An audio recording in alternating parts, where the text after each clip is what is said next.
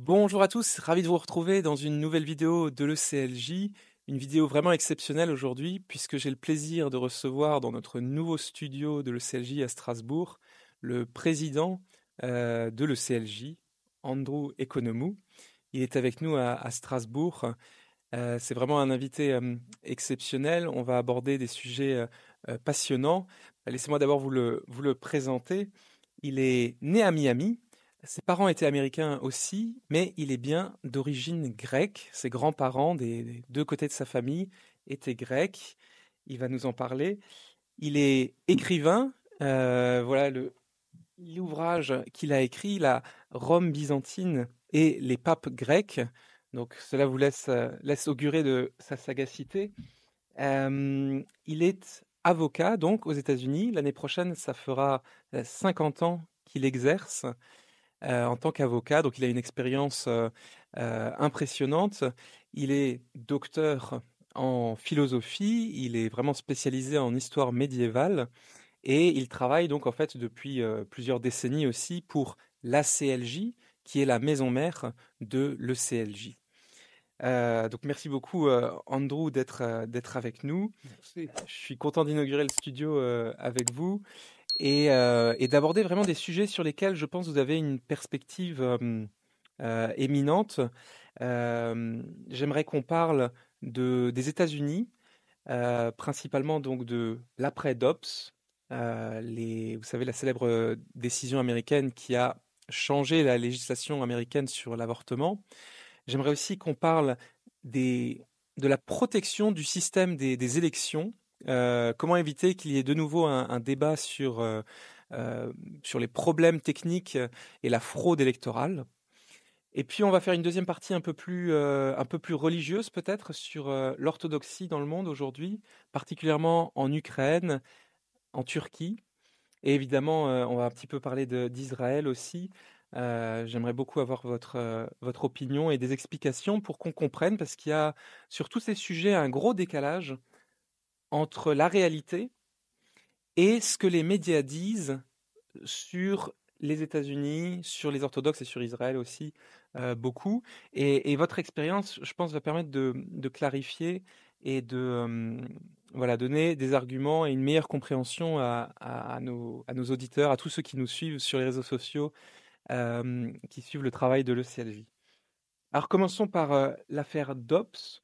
Donc je rappelle que en 1973, la Cour suprême des États-Unis avait pris une décision, c'est la fameuse affaire Roe contre Wade, dans laquelle les juges de la Cour suprême avaient dit il y a un droit à l'avortement dans la Constitution américaine, cela découle de la protection du droit à la vie privée. Alors ce raisonnement était juridiquement faux. Tout le monde le savait, démocrates, républicains, libéraux, tous. Juridiquement, ça ne tenait pas debout parce qu'il n'y avait rien dans la Constitution qui garantissait l'avortement. Et donc c'est ce qu'a dit la Cour suprême en 2022, en juin 2022, dans l'affaire Dobbs. Elle a dit l'avortement n'est pas garanti au titre de la Constitution américaine. C'est une question qui est du ressort des États fédérés. Alors ma première question, Andrew Economou, quelle est en fait la situation aujourd'hui de l'avortement aux États-Unis? Merci beaucoup. Je vais parler en anglais, c'est plus facile pour moi, si vous me permettez. J'ai oublié presque tout que j'ai appris quand j'étais en école, un petit étudiant, mais je voudrais parler, je crois, aujourd'hui en anglais, expliquer et répondre aux questions que vous avez posées, si je peux. Sure. The situation in the La United situation aux States États-Unis a énormément changé suite à la décision de la Cour suprême américaine qui a renversé la décision Roe contre Wade. Et comme vous l'avez dit, Christophe, Roe contre Wade affirmait qu'il y avait un droit constitutionnel fédéral à l'avortement. Il, il faut comprendre la manière dont fonctionnent les États-Unis. Le nom de mon pays est les États-Unis. Donc c'est important Il faut comprendre ce que ça veut dire. C'est une union d'États, une fédération qui consiste en une union d'États. Chaque État est souverain. Et ils ont abandonné en 1789 une partie de leur souveraineté lorsque la Constitution a été mise en place à un gouvernement central. Cependant, ils ont gardé leur autorité et les pouvoirs qu'ils n'ont pas confiés au gouvernement central. Ils les ont gardés pour eux. Il faut le savoir. Et donc, Roe contre Wade disait qu'il y avait un droit fédéral dans la Constitution américaine. Et donc, la décision Dobbs dit au contraire. Il n'y a pas un tel droit constitutionnel là. Regardez à la Constitution, lisez-la et voyez si vous trouvez un tel droit. Il n'existe pas, il n'est tout simplement pas là. Et donc les textualistes de la Cour suprême ont dit, comme ils le devaient, si ça n'est pas dans la Constitution, c'est que ça n'existe pas. Et donc la Constitution a été protégée. Alors, qu'est-ce que ça signifie? Donc, dans son opinion, le juge Alito, qui a écrit pour la Cour, a dit « L'avortement relève de la compétence des États. Chaque État, dans l'exercice de ses propres prérogatives de souveraineté, détermine si oui ou non il doit autoriser l'avortement dans... Voilà. Comment l'autoriser, quand, pourquoi, comment, voilà. Toutes ces questions relèvent de la souveraineté des États fédérés. Récemment, l'Ohio, par exemple, qui est un des 50 États des États-Unis d'Amérique, a voté pour garantir l'avortement dans sa constitution.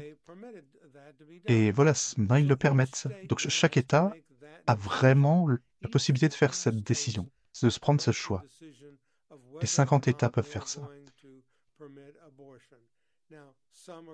Donc certains États, comme la Californie, l'État de New York ou les États plutôt libéraux vont dire oui, et les États plus conservateurs comme l'Alabama, le Tennessee, les États du sud-est des États-Unis vont être un peu plus stricts et vont mieux protéger le droit à la vie.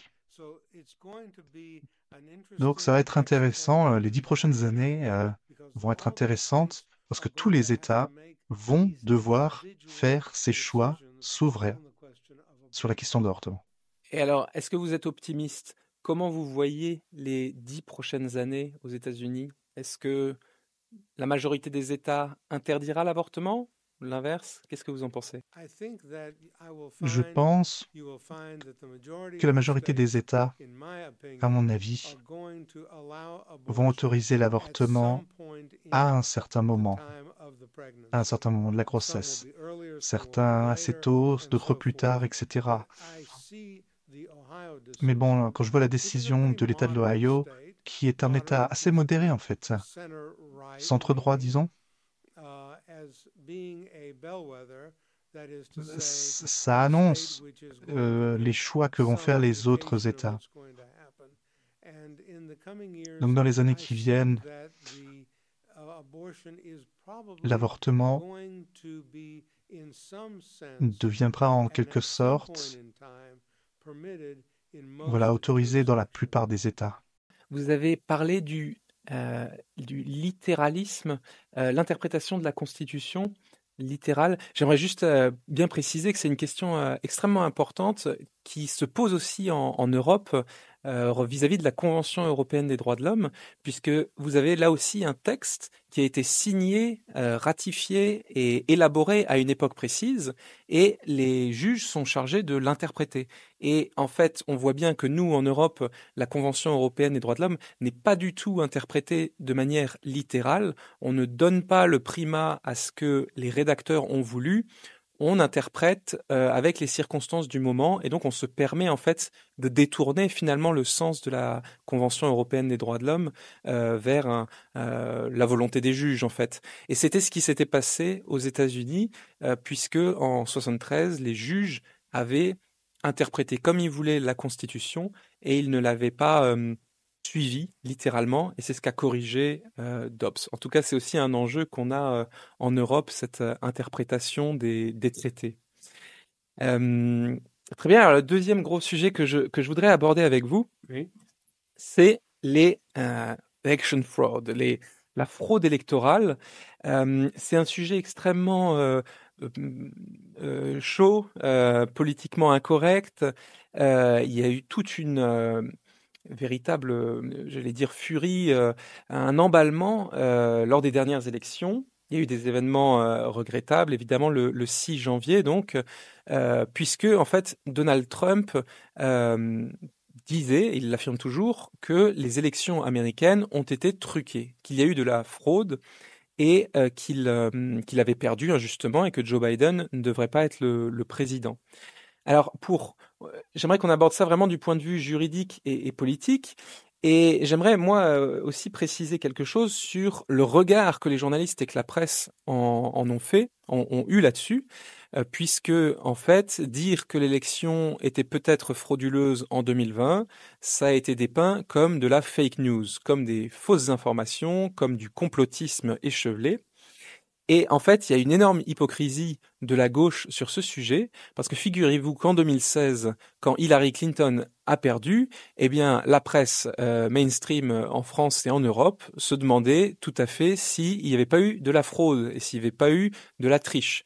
Et j'en veux pour preuve cet article qui est toujours accessible, qui est sur le site du Monde, c'est Élections américaines, comprendre les soupçons de fraude électronique. Donc, c'est un article qui avait été publié en 2016 et qui dit très calmement qu'en fait, les machines électroniques de vote ne sont pas fiables, qu'elles peuvent être piratées, que, en fait, dans les États swing states, donc les États versatiles qui peuvent facilement basculer démocrates ou républicains, il y a une telle différence de voix entre les deux candidats qu'en fait, il est facilement possible de tricher. Et c'est ce que disait Le Monde en 2016. Ils expliquent tranquillement qu'en fait, si des pirates visent quelques bureaux de vote, ils peuvent facilement en fait inverser le résultat des élections. Et ça, en fait, en 2016, c'était permis de se demander si une fraude avait eu lieu.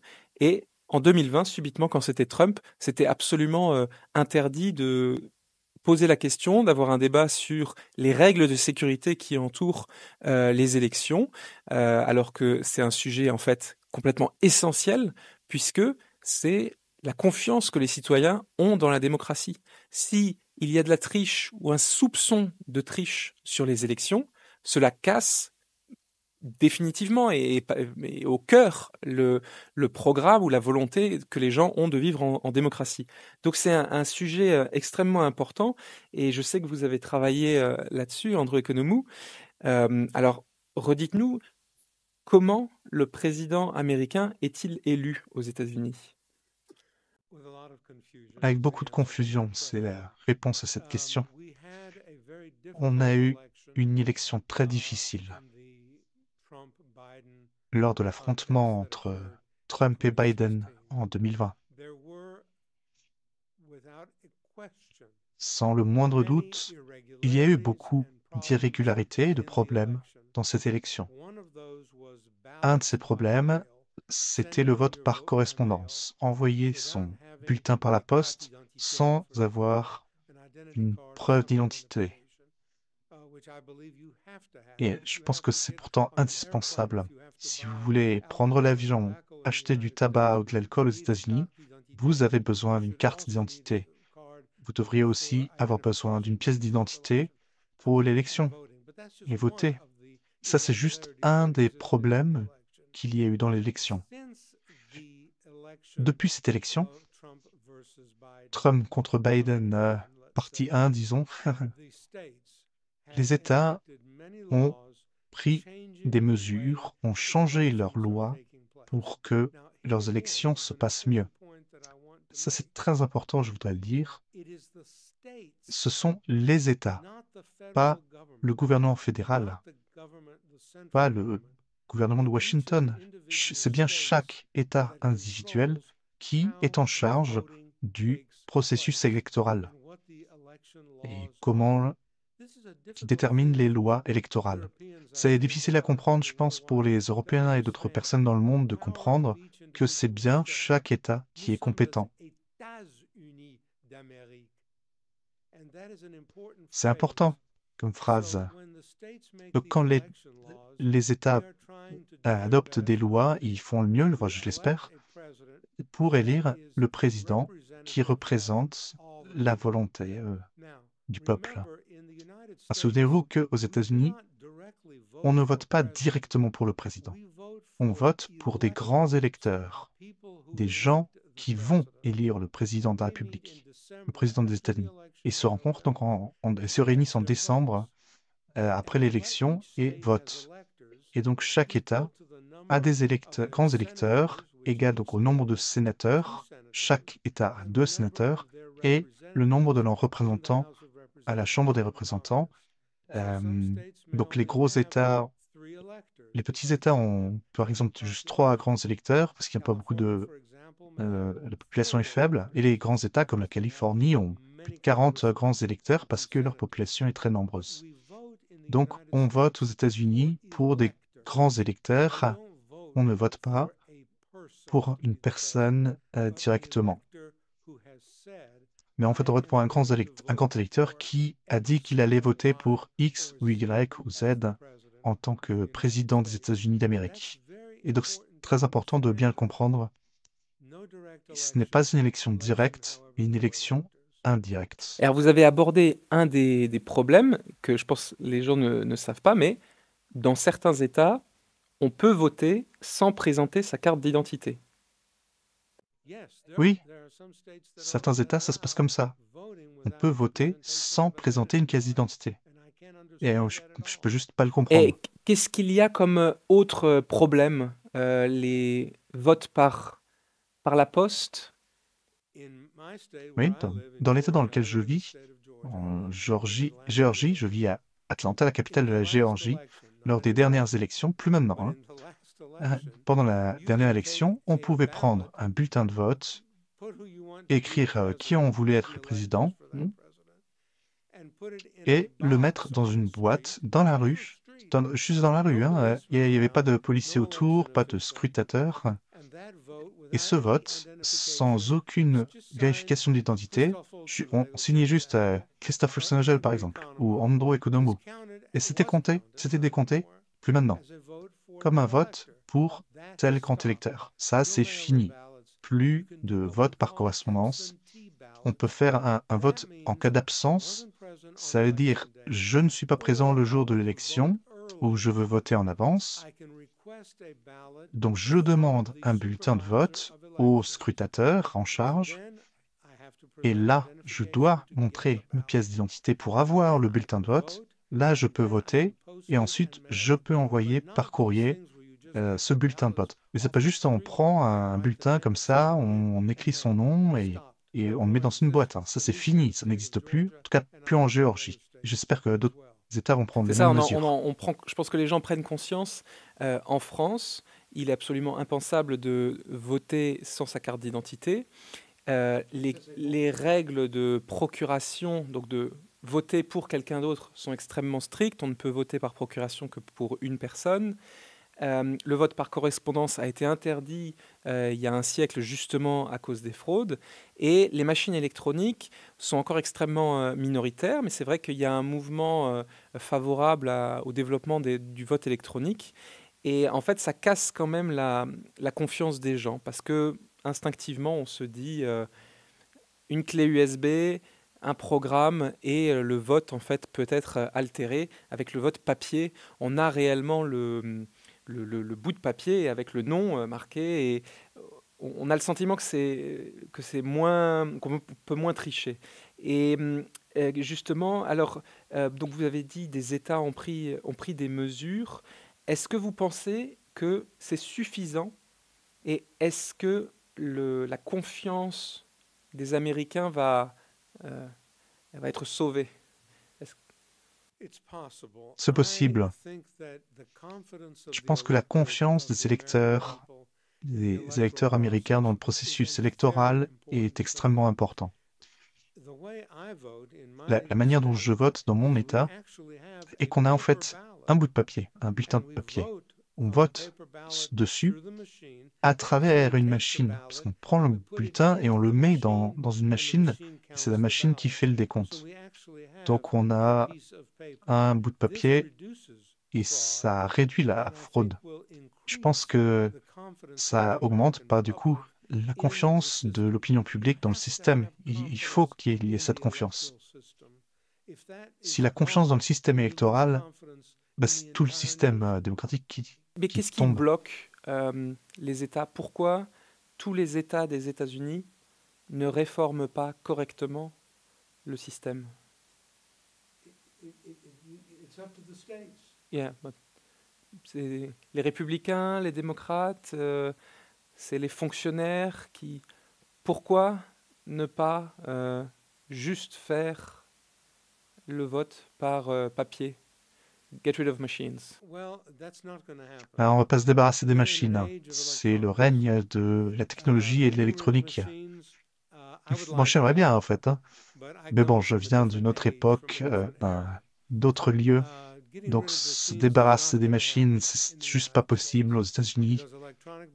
Parce que de toute façon, d'une certaine manière, on peut même pas s'en débarrasser. Donc, ça va rester et on va encore l'utiliser dans les autres élections parce que c'est l'âge. Aujourd'hui, tout le monde a un téléphone. On va pas dire aux gens d'arrêter d'utiliser leur téléphone, c'est pas possible. Donc, ce qu'il faut faire, c'est que face à cela, il faut s'assurer que le système soit fiable et que il ne va pas y avoir de nouveau les problèmes qu'on a eus en 2020. Il faut améliorer en fait le vote électronique pour réduire la fraude et tout ce qui pourrait miner la confiance dans le système électoral. C'est ça le but. Et c'est ce que chaque État devrait faire. Et alors, est-ce que vous êtes optimiste pour les élections de 2024? Oui, un peu. C'est dur à dire, hein. Je pense que beaucoup de modifications législatives ont été faites suite à l'élection de 2020, qui oui, a été une élection très difficile, hein. Mais bon, c'est la politique américaine. Je suis plus optimiste que je ne l'étais avant que ces changements n'aient lieu dans les États. Donc je pense qu'on aura une élection plus claire et plus propre en 2024, en tout cas je l'espère. Si, espérons. Alors passons à l'orthodoxie maintenant. Je ne l'ai pas dit au début, mais en fait vous êtes orthodoxe et vous êtes archonte du patriarcat œcuménique de Constantinople. Alors, C'est un grand titre, un grand office. signifie? Ça, ça signifie, à moi, quant à moi, ça signifie beaucoup. Un archonte était un ancien titre qui était donné dans la grecque ancienne traditionnelle. Ça veut dire chef, quelqu'un qui est respecté parce qu'il dirige la communauté, la République. Et donc l'Église orthodoxe a repris ce titre. Et donc ce qu'un archonte est, c'est en fait le titre le plus haut qu'un laïc puisse avoir dans l'Église. Ce n'est pas pour le clergé, hein, c'est uniquement pour les laïcs. Donc c'est le titre le plus haut. Moi je suis spécifiquement un titre,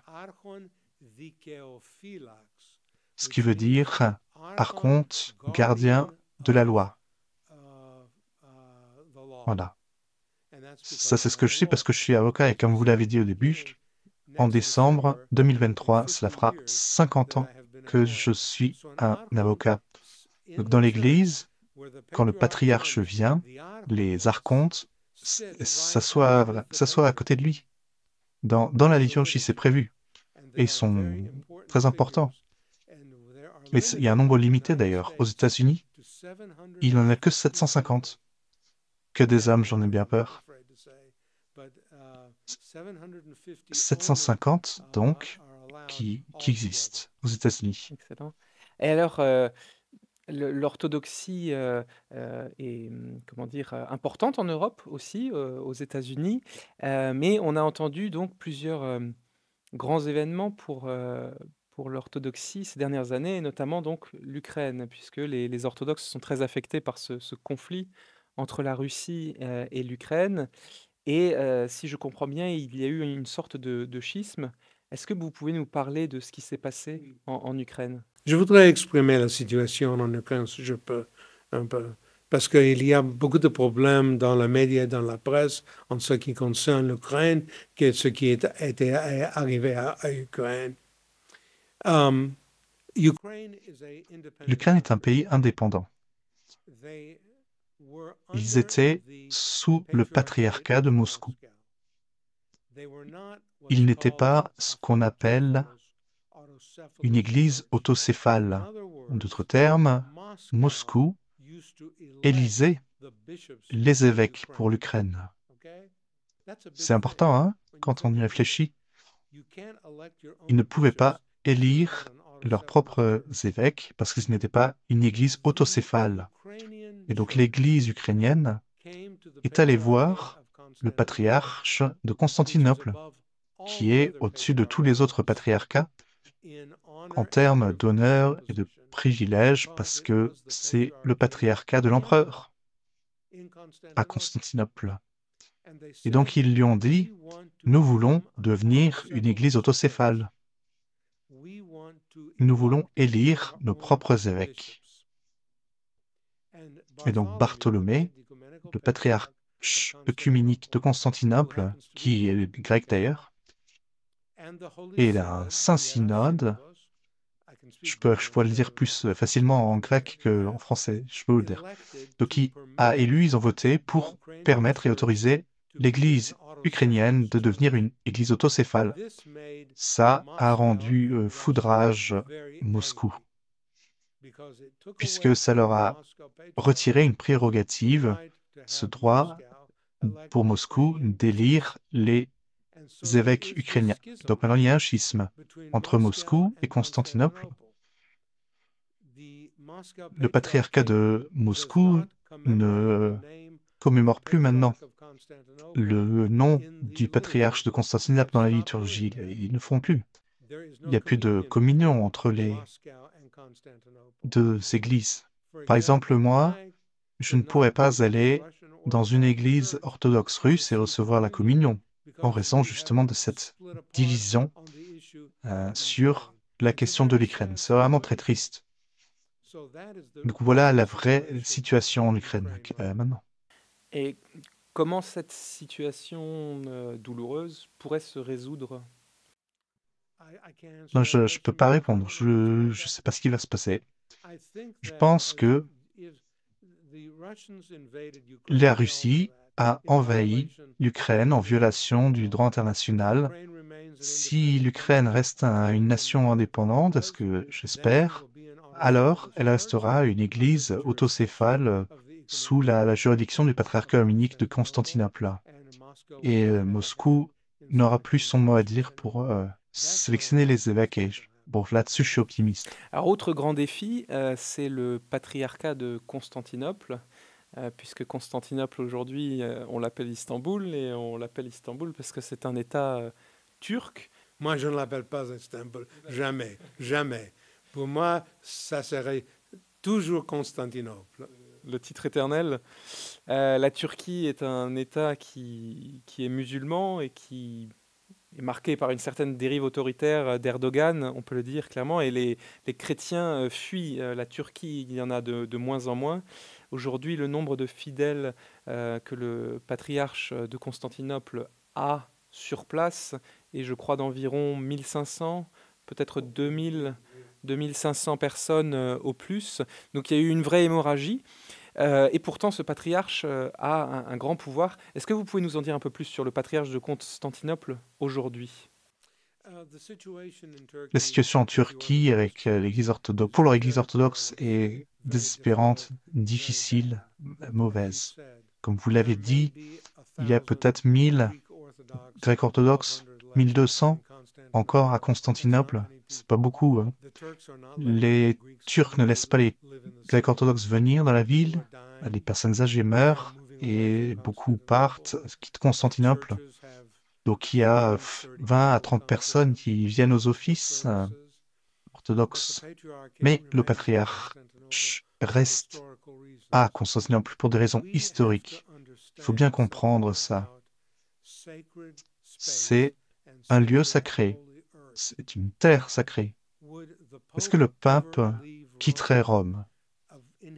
Ah oui, comme on en a parlé hier, Christophe, dans l'histoire, effectivement, les papes sont allés à Avignon et sont toujours revenus à Rome. Parce que Rome, c'est Le là. siège de Saint-Pierre était établi. C'est pareil pour nous. L'apôtre André, le frère de Saint-Pierre, selon la tradition, s'est établi son église à Byzance. Et nous sommes à Constantinople parce que c'est le lieu sacré où tous les empereurs étaient. C'était la ville. Vous savez, à l'époque byzantine, au IVe siècle et ensuite, on ne disait pas Constantinople. On ne l'appelait pas comme ça. On disait juste la ville. La police. Tout le monde savait que quand vous parliez de la ville, en fait, vous parlez d'une seule ville, c'était Constantinople. Que Constantin, pour montrer son arrogance, a nommé d'après son propre nom. Voilà. Constantinople, la ville de Constantin. Donc on a vraiment des racines profondes avec cette ville. C'est une terre sacrée.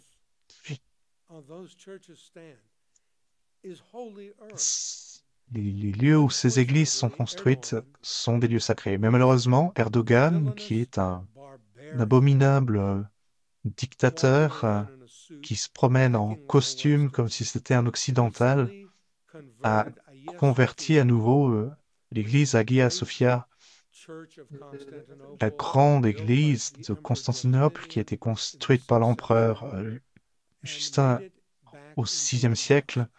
Et on a refait une mosquée. C'était une église, c'était devenu un musée sous Atatürk et maintenant c'est de nouveau une mosquée. On n'accepte pas ça. L'ONU non plus est contre. Et la plupart du monde libre d'ailleurs est contre ça. Mais bon, qu'est-ce qu'on peut y faire? C'est le pays d'Erdogan. Donc, en fait, on en revient à la situation antérieure, similaire à ce qu'il y avait avant Atatürk. Il y avait un sultan, c'est Erdogan, et on a un patriarche, Bartholomé. Et il faut qu'on joue le jeu avec les Turcs, comme on l'a fait pendant tous ces siècles sous l'occupation turque, qui a commencé en 1453 avec le sultan Erdogan et le patriarche Bartholomé. Et justement, hier, quand on préparait cette émission, vous me disiez que pour sa réinvestiture, lorsque Erdogan a été réélu, le patriarche était à ses côtés. Donc, il est dans une position extrêmement difficile. Est-ce qu'il a réellement un futur, vous pensez, à Constantinople, ou est-ce qu'il sera quand même forcé de fuir? Je crois que oui. J'espère que oui. C'est très important que l'Église orthodoxe reste à Constantinople. Il y a, des gens ont dit depuis des années, faut que le patriarcat se déménage à Genève ou à New York. Est-ce que vous imaginez les Juifs déplacer le mur des lamentations et l'emmener à Brooklyn, à New York? Ouais, jamais. Et on ferait jamais ça non plus. Et comme vous l'avez dit, et je vous l'ai dit, avec Erdogan, c'est comme dans le temps. Quand il y avait le sultan qui mourait, le suivant, le patriarche venait lui rendre hommage. C'est un jeu que nous devons jouer pour survivre, en fait. Survivre. Alors justement, vous parlez des Juifs à New York. Parlons justement des Juifs et de l'État juif, l'État d'Israël. Là aussi, alors là aussi, les orthodoxes sont une victime collatérale, entre quelque sorte, du conflit, comme le sont tous les chrétiens. La guerre fait rage. Euh, et j'ai envie de vous poser une question générale et ensuite répondre à des arguments qui sont très communs en Europe sur Israël et sur le Hamas. La première est toute simple et basique finalement, c'est pourquoi est-ce qu'il faudrait ou faut-il soutenir Israël aujourd'hui? Ça, c'est très important. Israël est un pays libre et démocratique. Je suis allé 7 fois à Israël, je l'ai vu. Il y a des élections démocratiques, il y a une démocratie parlementaire, il y a un premier ministre, un président, il y a des élus à la Knesset, et beaucoup d'entre eux sont des Arabes israéliens, mais des Juifs israéliens, bien sûr. Mais c'est une démocratie parlementaire, et donc c'est un pays libre, établi, qui est établi en 1948, ça fait 75 ans, 75 ans d'existence, et c'est important qu'on voit que c'est la seule démocratie libérale au Moyen-Orient. La Turquie ne l'est pas. La Turquie est une dictature affreuse qui s'attaque à toutes les minorités, les Grecs orthodoxes, les Syriens, les protestants, les Arméniens, etc. On ne peut pas dire que la Syrie soit libre et indépendante. Le Liban, avec le Hezbollah qui contrôle ce pays, c'est pareil pour l'Arabie Saoudite, où il y a un roi, ou en Jordanie. Et, bon, Irak et Iran, certainement pas. Ils financent le terrorisme international. Et donc, tout ce qui reste, Christophe, c'est Israël. C'est pourquoi c'est si important de le soutenir et qu'on on l'aide, qu'on soutienne. C'est le seul pays démocratique, libre et indépendant dans le Moyen-Orient. Alors c'est très intéressant ce que vous dites, puisque dans les arguments que vous donnez, c'est essentiellement juridique, politique, par rapport aux valeurs, j'allais dire, traditionnelles occidentales. Il n'y a rien de religieux. Or, en France, en Europe et voilà, chez beaucoup de personnes, je pense qu'il y a un amalgame entre soutenir Israël et en fait, en même temps, être sioniste, soutenir les Juifs dans une quête religieuse. Or, est-ce que c'est bien distinct? Est-ce que soutenir Israël, c'est être sioniste? Je crois qu'il y a une grosse différence. On peut être sioniste. Et donc, qu'est-ce que c'est le sionisme? C'est l'idée qu'il y ait une alliance avec Abraham, que Abraham a donné la Palestine telle qu'elle existait aux Juifs sous l'Empire romain, que c'est leur terre nationale. Voilà, ça a existé depuis Herzl, dans le 19e siècle. Et donc, voilà, on a le droit d'être un sioniste. Mais on n'est pas obligé d'être un sioniste pour soutenir Israël aujourd'hui, non.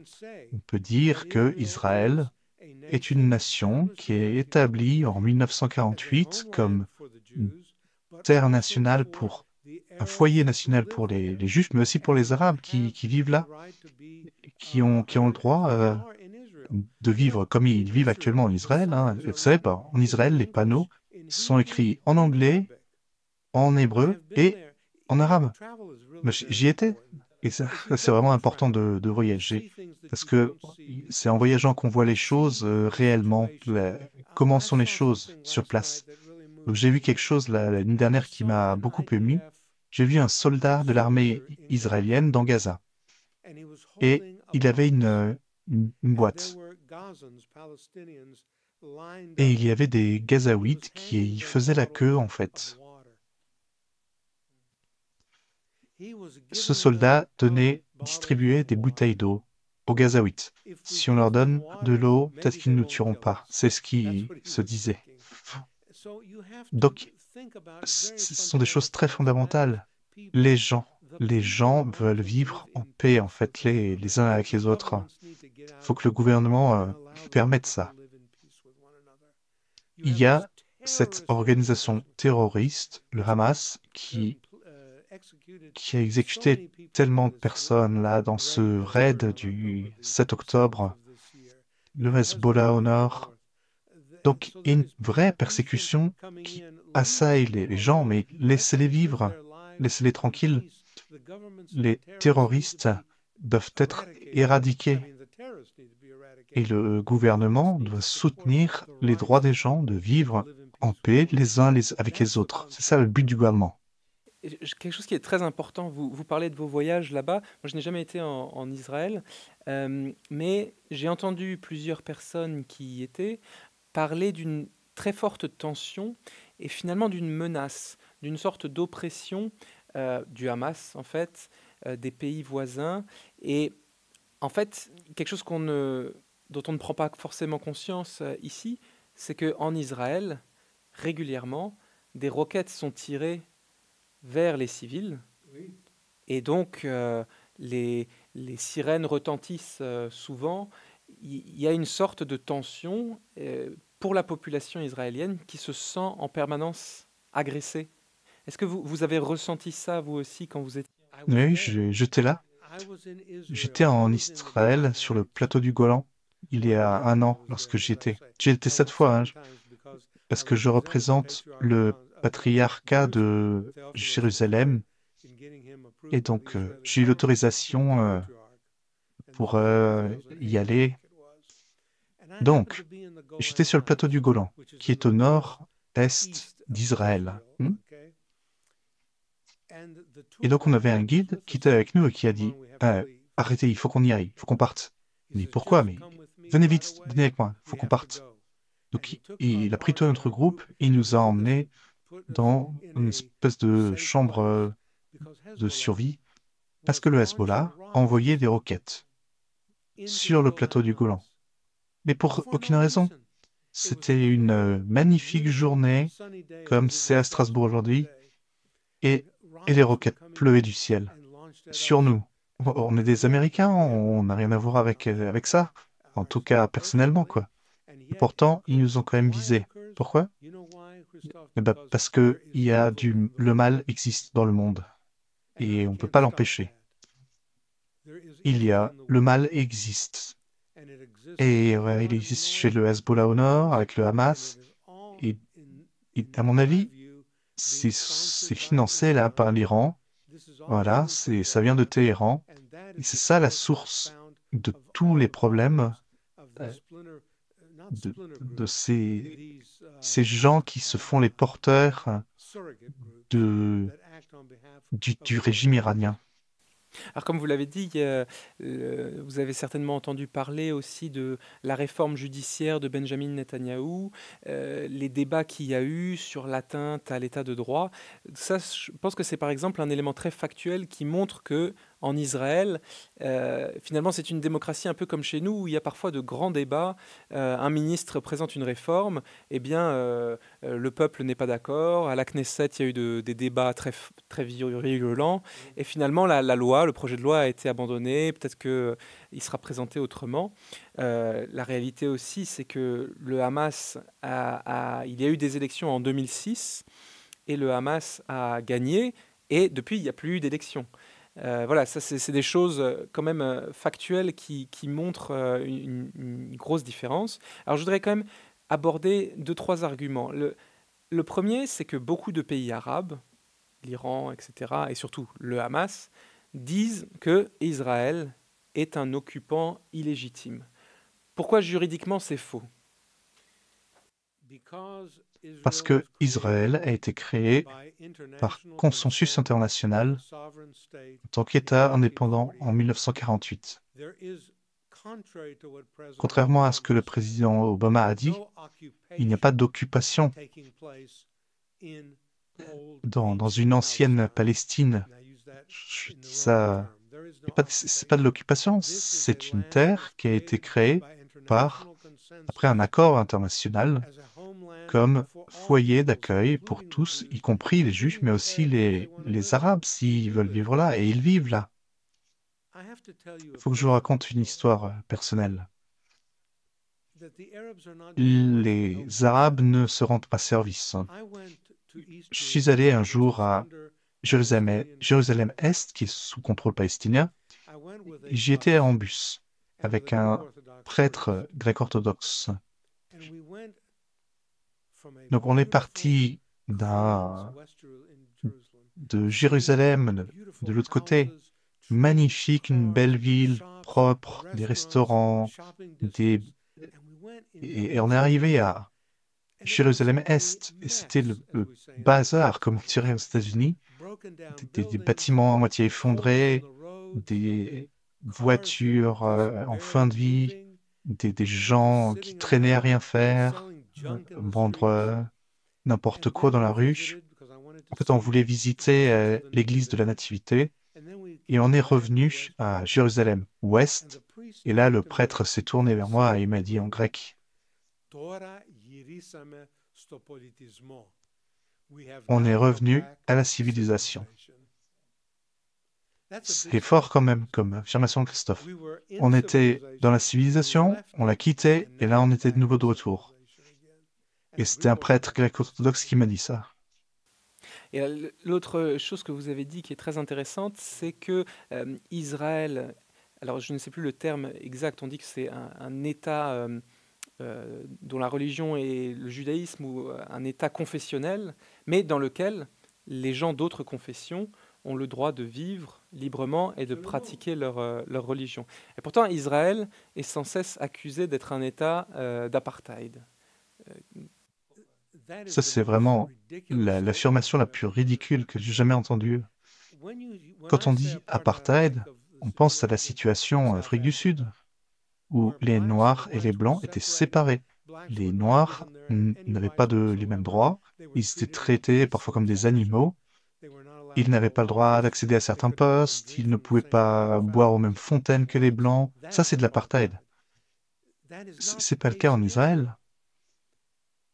Peut-être que la majorité du gouvernement est effectivement juive, dans sa religion, mais mon église orthodoxe a pignon sur rue en Israël et toujours été là depuis des siècles, depuis la fondation du patriarcat par Saint Jacques à Jérusalem. Est-ce que vous savez que le Parlement israélien, voilà, la Knesset, la terre, le terrain sur lequel est construit le Parlement, la Knesset, est une propriété du patriarcat de Jérusalem. Et les Israéliens doivent payer un loyer au patriarcat de Jérusalem. Et ils le payent. Donc, quand vous y réfléchissez, il y a une liberté de religieuse, il y a des églises protestantes en Israël, il y a des synagogues, des temples, des églises orthodoxes, il y a des églises arméniennes aussi. Il n'y a pas d'apartheid. Et les choses que j'ai vues montrent qu'on est face à une nation qui est libre et indépendante, qui... Oui, il y a des partis politiques, comme en France, et comme aux États-Unis. Ils se battent. C'est comme ça que ça se passe en démocratie parlementaire. Mais dire qu'Israël est un état d'apartheid est vraiment ridicule. Parce que vous comparez à l'Afrique du Sud et ça n'a rien à Ça, il n'y voir. a pas de loi, en fait, qui interdise aux chrétiens, aux arabes, aux musulmans d'accéder à tel ou tel magasin. Ils ne sont pas séparés dans les maisons. Il n'y a pas cette réelle discrimination légale entre les ethnies. Alors, dernière question pour l'avenir à nouveau.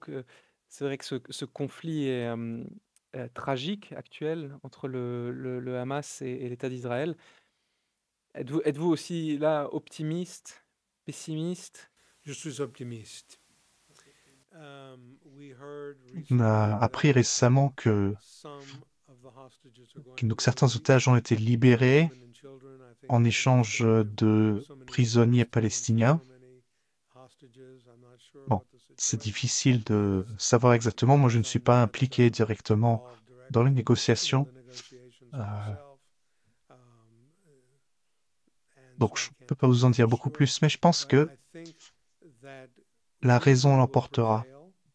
Je pense que la justice l'emportera et la volonté de Dieu l'emportera. Et c'est pour innocents qui ont été capturés. D'ailleurs, j'ai rencontré des familles d'osages à Washington et il y avait une délégation de familles d'otages. Ils ont raconté leur histoire. Ils vivaient leur vie dans leur maison, à un festival de musique, et tout d'un coup, on leur coupe la main, on leur coupe la poitrine, on les éborgne. Et les terroristes, là, sont rentrés dans leur maison après avoir fait ça, et ils se sont assis et ont mangé leur nourriture qui était sur la table. C'est, j'espère que à la fin, en fait, le diable perdra. Eh bien, espérons. En tout cas, merci beaucoup pour tout ce que vous nous avez dit aujourd'hui, Andy Economou. Je ne peux pas dire malheureusement que votre livre a été traduit en français, mais pour ceux qui sont versés dans la langue anglaise, La Rome byzantine et les papes grecs, c'est un ouvrage historique de référence d'un homme érudit. Merci beaucoup, Andy.